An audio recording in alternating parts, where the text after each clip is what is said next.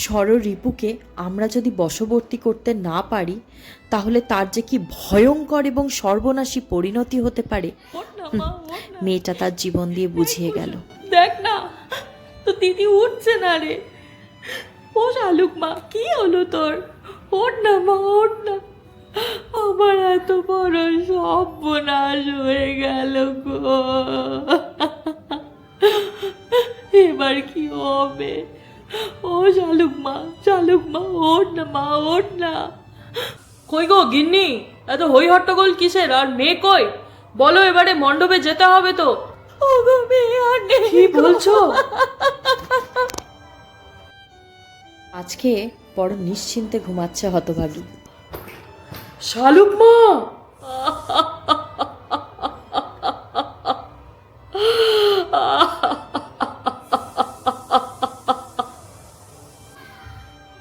আরে এত হই হট্টগোল কিসে? ভেতরে এত কান্নাকাটির আওয়াজ। যাই দেখি গিয়ে। আরে অবিদা, কোথায় যাচ্ছ? না, তুমি যাবে না। আরে কুসুম, শোনো এদিকে। বলছি এত হই হট্টগোল কান্নাকাটি কি হচ্ছে ভেতরে? তোমার দিদি ঠিক আছে তো? আর অলমোস্ট তো বিয়ের সময় পেরিয়ে যাচ্ছে, এবারে ডাকো সবাইকে। সব শেষ হয়ে গেছে অবিদা। দিদি যে আমাদের সাথে এরকমটা করতে পারবে জীবনেও ভাবতে পারিনি। আমাদের কথা না ভাবুক, অন্তত তোমার কথা তো ভাবতে পারতো দিদি, বলো না। কুসুম, একটু পরিষ্কার করে বলো তো কি বলতে চাইছো? আমার কিন্তু ব্যাপারটা ভালো ঠেকছে না।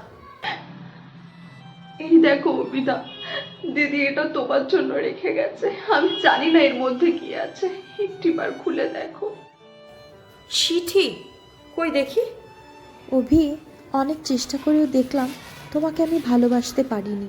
মনে হলো তোমাকে বিয়ে করার থেকে আমার মরে যাওয়াটাই বোধহয় শ্রেয়। তাই তোমার আমার গল্পের এখানেই ইতি হলো। ও হ্যাঁ, আমার শেষ কাজে আমি চাই না যে তুমি উপস্থিত থাকো। তুমি আমার সাথে শালু। এরকম করতে পারলে শালু?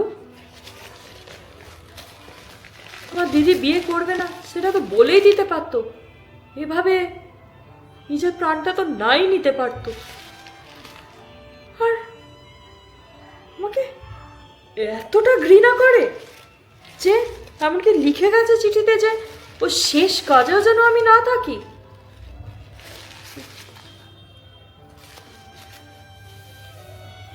যাকে কুসুম, আমার মনে হয় না আমার আর এখানে কোনো প্রয়োজন আছে। তুমি তোমার বাবা মাকে দেখে রেখো, আর ভবিষ্যতে যদি কোনো প্রয়োজন হয় আমাকে জানিও। আমি আসি তাহলে। দাঁড়াও অবিদা, দিদি তো মা বাবার মান সম্মানের কথা একটুও ভাবলো না। আমি না হয় ছোট বোন হয়ে তার দায়ভারটা নিলাম। মানে? তোমার যদি কোনো আপত্তি না থাকে, আমি তোমাকে বিয়ে করতে রাজি অবিদা।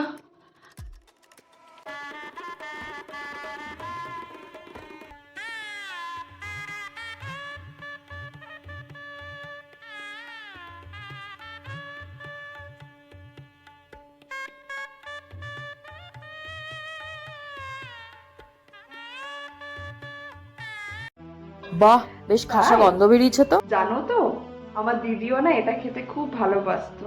যাক, এসব কথা আর ভেবো না, সবই ভবিতব্য। আমি বরং ভেতরে যাচ্ছি, তুমি তাড়াতাড়ি রান্নাটা সেরে এসো। আচ্ছা তুমি যাও, রান্নাটা সেরেই আমি আসছি। উফ বাবা, লাইটটাও এখনই যেতে হলো। এখন যে দেশলাইটা কোথায় রেখে দিলাম না, মোমবাতিটা ধরাই। বাপরে, খুব মানে রান্না করার সময় এরকম।